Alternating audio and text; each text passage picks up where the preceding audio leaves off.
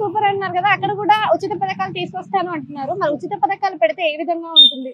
చుపాతీలకి లేకపోతే కనుక జనాలు ఇవాళ రేపు యాక్సెప్ట్ చేయరు, కంపల్సరీ పెట్టవలసిందే. అంటే ఉచిత పథకాలు ఇస్తానని హామీలు ఇచ్చారు, మరి రెవెన్యూ లేని రాష్ట్రంలో ఆ హామీలను ఎలా నెరవేరుస్తారు? లేదు, చంద్రబాబు నాయుడు గారు #1 ఆయన ఏ విధంగా అయినా డెవలప్మెంట్ చేసి అన్ని రకాల బ్రహ్మాండంగా తీసుకెళ్తారు. మరి ఫ్రీ పథకాల్లో గ్యాస్ సిలిండర్లు అన్నారు, మరి అప్పుడే దివాళీ రోజు 2 గ్యాస్ సిలిండర్లు ఇచ్చారు, ఇంకా అంతటితో ఆగిపోయింది అని ఏపీ ప్రజలు ఆయన అంటున్నారు. చేయగలుగుతారు. ఈ రోజున హైదరాబాద్ డెవలప్మెంట్ ఉందంటే ఆయన వల్లే కదమ్మా. 2020 అన్నారు, #1. ఇప్పుడు మనకు అప్పుడు అర్థమయ్యేది కదా 2020 అంటే.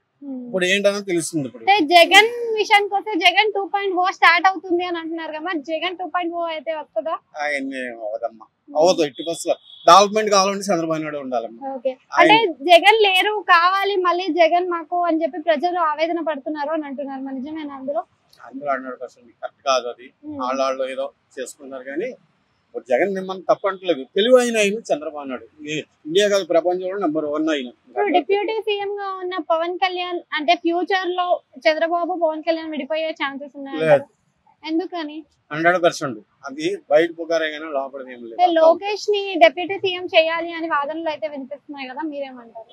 లేదు అదేం కాదు, అంత పుకారే అదేం లేదు. ఓకే, వాళ్ళ అండర్స్టాండ్ ఒకటే. ఫ్యూచర్ లో పవన్ కళ్యాణ్ సీఎం అయ్యే అవకాశం ఉందంటారా? అది తర్వాత అమ్మ, ఇప్పుడు కాదు, ఇంకా 10 years తర్వాత. కానీ ఇప్పుడు 10 years తర్వాత